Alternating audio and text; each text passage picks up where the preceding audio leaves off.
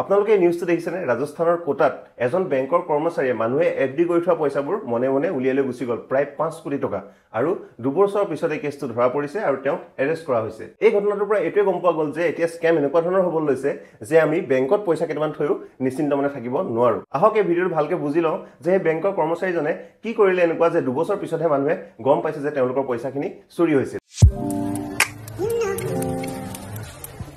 ICICI বেংকৰ এই ব্ৰাঞ্চটোত যিমান মানুহে এফডি কৰি থৈছিল সেই সকলো এফডি এই ৰিলেশনশিপ মেনেজাৰজনে পইচাখিনি উলিয়াই পেলালে আৰু তেওঁ কি কৰিলে যিবিলাক লিংক ফোন নম্বৰ আছিলে কাস্টমাৰসকলৰ কিছুমান ফোন নম্বৰ লিংক হৈ থাকে পইচা উলিয়ালে মেছেজ যায় তে ফোন নম্বৰবোৰ সব খলাই পেলালে খলাই বেলেগ বেলেগ নিজৰ ঘৰৰ মানুহৰ ফোন নম্বৰ দি দিলে গতিকে মানুহসকলে গম নাপালে যে তেওঁলোকৰ পইচাটো উইথড্ৰ কৰা হৈছে 2 বছৰ আগতে পইচাটো উলিয়ালে 4.58 crore rupees আৰু সেইখিনি তেওঁ শেয়াৰ মাৰ্কেটত লগাই দিলে আৰু তাত হৈ গ'ল লছ মানে গোটেই পইচা তেওঁ লছ কৰি দিলে তাৰ পিছত তেওঁ পইচা ঘূৰাই দিব নোৱাৰা হ'ল 2 বছৰ পিছত এজন মানুহৰ এফডি মেচিউৰ হ'ল তো তেওঁ বেংকলৈ আহিলে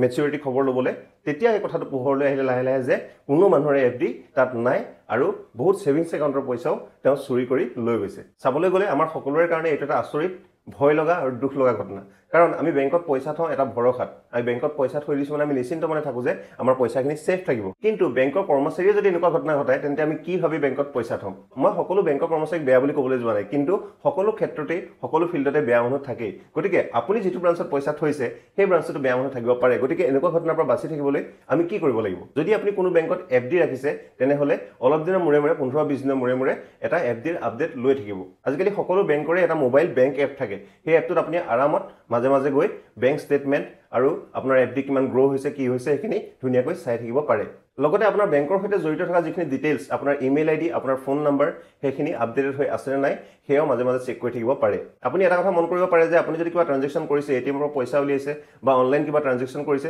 তেতিয়া যদি আপোনাৰ বেংকৰ ফালৰ পৰা যদি আপোনাৰ মোবাইলত টেক্সট মেছেজ অহা নাই তেনেহলে আপুনি শীঘ্ৰে গৈ সেই ফোন নম্বৰটো আপডেট হৈ আছে নে নাই একবাৰ চেক কৰক মোবাইল এপ যদি ব্যৱহাৰ কৰিব নাজানে তেনেহলে আপুনি বেংকৰ ব্ৰাঞ্চত গৈ মাজে মাজে হেখিনি চেক কৰি থাকিব পাৰে আপোনাৰ বেংক পাছবুকখনো সময় সময় আপডেট কৰাটো বহুত জৰুৰী তাত আপুনি আপোনাৰ সকলো ট্ৰানজেকচন দেখা পায় অকল এনেকুৱা ফ্ৰড বুলিয়ে নহয় যদি আপোনাৰ ক'বাত ভুলতে ক'বাত সাবস্ক্ৰিপশন লাগি আছে আপোনাৰ যদি মান্থলি পইচা কাট খাই আছে হেখিনি আপুনি বেংক পাছবুক আপডেট কৰিলে দেখা পায় নিউজটো দেখি বহুত আচৰিত হলো আৰু ভাবিলো আপোনালোকক জনাই দিও এনে ধৰণৰ স্ক্যাম কৰা সকলে মেইনলি বয়োজ্যেষ্ঠ মানুহসকলৰ একাউণ্টবোৰ টাৰ্গেট কৰে কাৰণ তেওঁলোক মোবাইল চোৱালিবলৈ ইমান চলাব নাজানে আৰু মেছেজ আহিছে নে নাই ইমান আইডিয়া নাপায় গতিকে আপোনাৰ ঘৰটো যদি কোনোবা এনেকুৱা বৃদ্ধ মানুহ আছে পেনশনাৰ আছে তেনেহলে টাইম টু টাইম হেখিনি আপডেট কৰাই থাকক আৰু গৈ একবাৰ মাজে মাজে চেক কৰি থাকক নহলে অনলাইন চেক কৰক এটা ইম্পৰ্টেন্ট ইনফৰমেশন হয় সকলোৱে জনাকৈ ভিডিঅটো শেয়াৰ কৰি দিব আৰু যদি মোৰ পেজটো ফলো কৰা নাই নহলে ফলো কৰিব নাপাহৰিব আজিলৈ আহিছো ধন্যবাদ